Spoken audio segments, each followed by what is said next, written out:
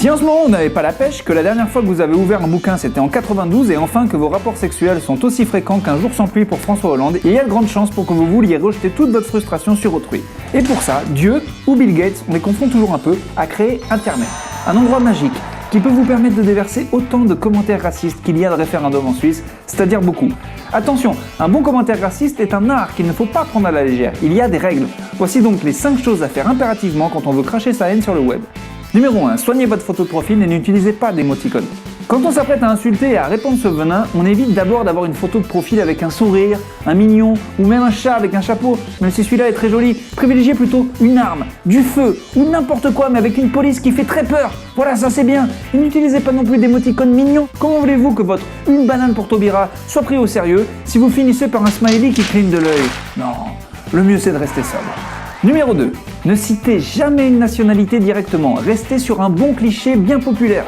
Pourquoi dire les terroristes ou les islamistes alors qu'on peut, pour cibler sans nommer, parler si facilement du Maghreb en plaçant les mots mobilette, voleur ou assédique? De la même manière, le bon commentaire raciste n'utilisera pas le terme polonaise, mais élargira en disant « ces enfoirés de plombiers ». N'hésitez pas à faire des raccourcis idiots quand ça vous arrange, hein, faut pas se gêner. Numéro 3, écrivez en majuscule. Parce que quand on écrit en majuscule, on a l'impression que vous gueulez, et quand on gueule, ça impressionne vachement. Du coup, les gens oublient que vous racontez que des conneries.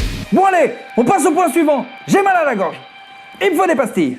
Numéro 4, utilisez des expressions toutes faites. Inspirez-vous de votre grand-mère qui dit souvent « il y en a de plus en plus » ou « eh ben voilà, c'est toujours les mêmes ». C'est très bon ça, toujours les mêmes. Par exemple dans la phrase « qui c'est qui se la coule douce en profitant de nos impôts ?»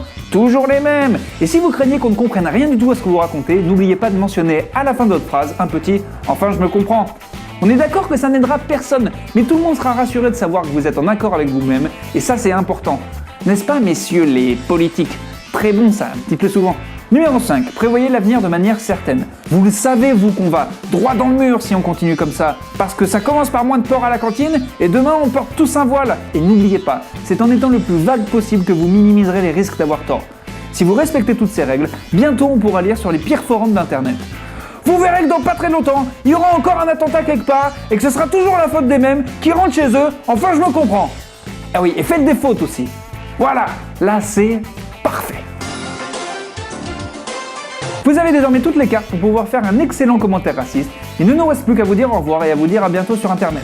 Enfin, on se comprend.